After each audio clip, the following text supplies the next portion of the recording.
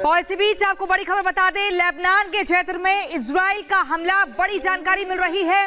Lebanon के आतंकी ठिकानों पर इजराइल की तरफ से हमला किया गया है। आईडीएफ की तरफ से यह हमला किया गया है। लेबनान का आतंकी संगठन हिजबुल्ला, जिसको लगातार इजराइल ने अपने निशाने पर ले लिया है। आपको बता दें, इससे पहले अगर एक दिन पहले की हम बात करें तो हिजबुल्ला की तरफ से एंटी टैंक मिसाइल छोड़ी गई थी, जिसका मुंह तोड़ जवाब दिया गया था और बार बार ये कहा जा रहा था कि टिट फॉर टैट पॉलिसी पर जो इजराइल है वो आगे बढ़ रहा है। और यहाँ पर ये बड़ी खबर मिल रही है, लेबनान के आतंकी ठिकानों पर मिसाइलें दागी गई हैं इजराइल की तरफ से।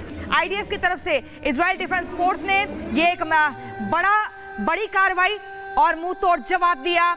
लेबनान के आतंकी संगठन, जहां पर हिजबुल्ला जिसकी पहचान है, उसके ठिकानों पर इजराइल का ये हमला किया गया है। और युद्ध का अगर आज आपको बता दें तो 14वां दिन है। दोनों ही तरफ से लगातार, अगर हम हमास की बात करें या फिर यहां पर इजराइल की सेना की हम बात करें, तो दोनों ही तरफ से लगातार आक्रामक स्थिति बनी हुई है। एयर स्ट्राइक किया जा रहा है। कल दोपहर तक फ्रेश एयर स्ट्राइक की गई थी और अभी ये बड़ी जानकारी मिल रही है, यहां पर लेबनान के आतंकी ठिकानों पर बड़ा। और इस वक्त की एक और बड़ी खबर आपको बता दें, और बड़ी खबर यह मिल रही है कि हमास के नेवी ठिकानों पर हमला हुआ है।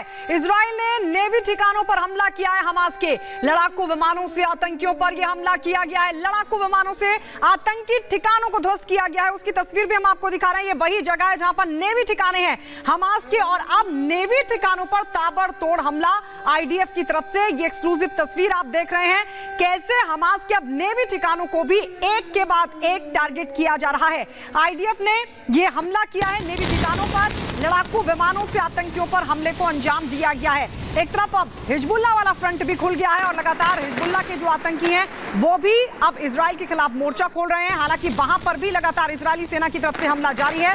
और अब ये जो तस्वीर हम आपको दिखा रहे हैं वो हमास के नेवी ठिकानों की, जहां पर इजराइल ने हमला किया लड़ाकू विमानों से और हमले के जरिए ध्वस्त कर दिया।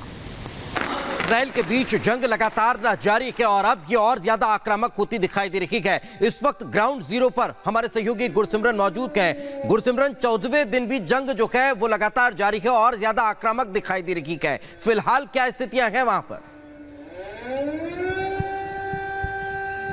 देखिए, बड़ी कामयाबी जो है वो इजराइल डिफेंस फोर्सेस को हमास फ्रंट पर मिली है, जिसमें कि अब्दुल्ला शलाबी जो कि नेवी कमांडर था, और जिस तरह 7 अक्टूबर को नेवी की तरफ से हमास के आतंकियों की नेवी विंग की तरफ से अटैक लॉन्च किया गया था। आपको याद होगा कि वो जिक्किम का इलाका जहां बीच से ये आतंकी आए थे और उन्होंने आम लोगों की निर्मम हत्या कर दी थी। उसके साथ साथ इनके पास भारी मात्रा में हथियार मौजूद था। वहां से ग्राउंड रिपोर्ट भी हमने दिखाया था।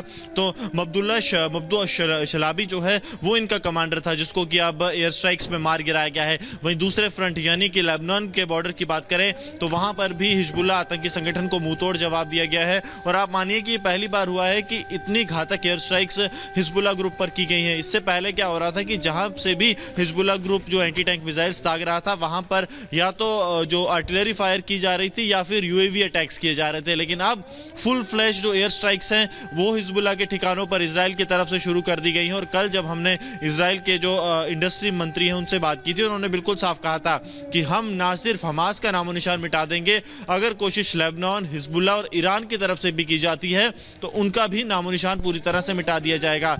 क्योंकि अब जंग 14वें दिन पहुंच गई। और कल आप देखिए एक बड़ी डेवलपमेंट ये सामने आई कि जो दक्षिणी कमान के प्रमुख हैं, जो आर्मी कमांडर हैं आईडीएफ के, वो जवानों के पास जाते हैं और जवानों को ये कहा जाता है कि अब आप तैयारी कीजिए, क्योंकि अब जंग जो है वो दुश्मन के इलाके में लड़ी जाएगी। यानी कि दुश्मन की टेरिटरी में अब जंग होगी। मतलब बिल्कुल साफ है कि गाजा पट्टी पे कदम रखने का समय बहुत ज़्यादा दूर नहीं है।